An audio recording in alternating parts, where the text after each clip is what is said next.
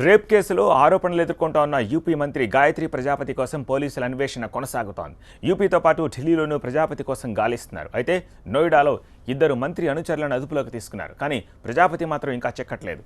చాలా ప్రాంతాల్లో సోదాలు నిర్వహిస్తున్న పోలీసులకు నిరాశే ఎదురవుతోంది. మరోవైపు సుప్రీంకోర్టులో వివరణ ఇచ్చేందుకు రేపే డెడ్ లైన్. దీంతో మంత్రిని పట్టుకునేందుకు తీవ్రంగా ప్రయత్నిస్తున్నారు పోలీసులు. ఫిబ్రవరి 27వ తేదీ నుంచి ఆయన జాడ తెలియట్లేదు. ఓ మహిళపై సామూహిక అత్యాచారం చేసినట్టు గాయత్రి ప్రజాపతి ఆయన అనుచరులపై కేసు నమోదైంది. సుప్రీంకోర్టు వెంటనే లొంగిపోవాలని ఆయనను ఆదేశించింది. నాన్ బెయిలబుల్ వారెంట్ కూడా జారీ అయింది. అయితే తనను ఈ కేసులో బీజేపీ నేతలు అన్యాయంగా ఇరికించారని ఆరోపిస్తున్నారు గాయత్రి ప్రజాపతి. సుప్రీంకోర్టులో రివ్యూ పిటిషన్ వేయడానికి ప్రజాపతి తరపు న్యాయవాదులు ప్రయత్నిస్తున్నట్టు సమాచారం. ప్రస్తుతం అమేథీ నుంచి సమాజ్వాదీ పార్టీ తరపున బరిలో ఉన్నారు గాయత్రి ప్రజాపతి. రాజకీయాల్లో వేగంగా ఎదిగారు గాయత్రి ప్రజాపతి. గల్లీ లీడర్గా ప్రస్థానం మొదలుపెట్టి యూపీ కేబినెట్లో చోటు దక్కించుకున్నారు. మహిళపై సామూహిక అత్యాచారం కేసుతో పాటు ఆమె కూతుళ్లను బెదిరించిన కేసులో బుక్కయ్యారు. సుప్రీంకోర్టు ఆదేశాలతో గాయత్రి ప్రజాపతిపై రేప్ కేసు నమోదైంది.